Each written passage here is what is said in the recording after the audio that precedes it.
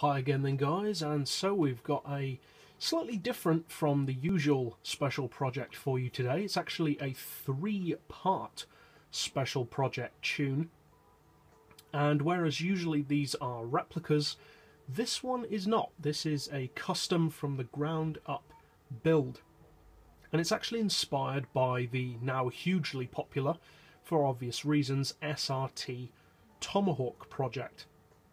And basically what I thought to myself was, SRT created 3 different variants of the Tomahawk, the S, the GTSR and the X, for different levels of driver skill and different levels of track performance. So why not do a similar thing with the Viper? It responds very well to tuning, and you could create 3 distinct levels of tune for the Viper. So if you want to replicate any of these 3 tunes, you will of course need a Viper, and the Viper in question is the ACR, which is the track focused Viper.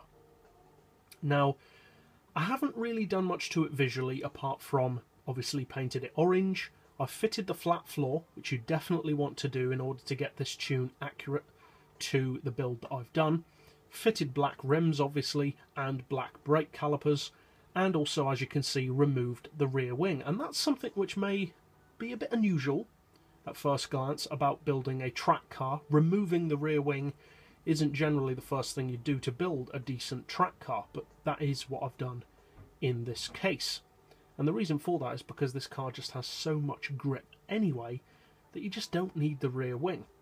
So for this first video we'll be doing the base model, which is the 600S, which is for the PP. All 3 variants are for PP rather than power, and this initial one is a 600 PP tune for the Viper. So first of all I'll show you the mechanical setup of the car, and then we'll go out to the track to see how it performs. Now, although the title of the video is of course Tomahawk Viper, the main reason why I did that is to capture people's attention, and as any of you who have been around on the channel for a while will know, I like to name my special projects vehicles when I create them as custom ground up creations, and this one's no exception. So I've decided to name this one the Apache, which is of course a reference to the Tomahawk, which is a weapon. And the Apache is in 3 stages, as I mentioned. There's the 600S, 650R and the 700X. And you can think of those as being the equivalents of the S, GTSR or X versions of the Tomahawk. So for this initial version, which is of course the slowest of the 3, but still is far from being a slow car, you want your racing soft tyres of course. For the ride height we've got that as low as possible.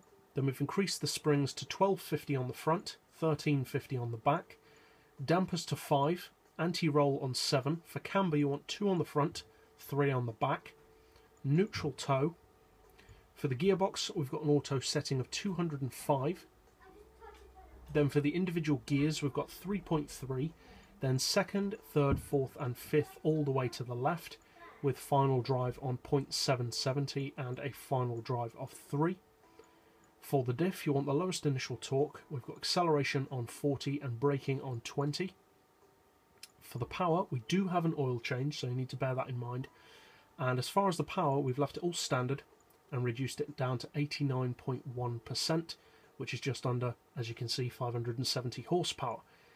I have actually fitted NOS on this one, even though it's a track car, and the reason why I've done that is because all 3 versions of the Tomahawk have engageable boost systems, so why not do the same thing with the Viper if it's in with the spirit of the Tomahawk project. Now there is no rear wing of course, so the downforce is set. You want all 3 levels of weight loss, and then what may seem to be a bit of a strange thing to do, of adding 189 kilos of ballast, and then we've put that 5% towards the rear of the car to actually reduce the amount of weight over the front wheels. And I'll explain why I've done that when we take it out on the track. But that's it for the tune of the car, so now let's go out to the track to see how it performs. Now, although the 600S is of course the lowest of the 3 versions of this car that I'm doing, it is by no means a slouch.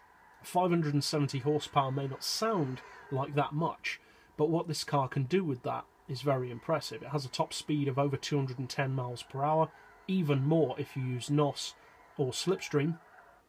And of course it's not really designed for top speed, so any top speed that it does have, especially considering the flat floor, is a bonus. This car is designed primarily to get around a circuit as quickly as possible, not a straight line.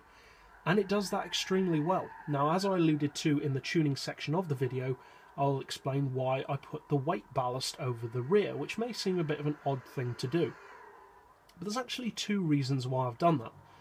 One is because having more weight over your driven wheels, which in this case is the rear wheels, improves traction under acceleration and reduces wheel spin.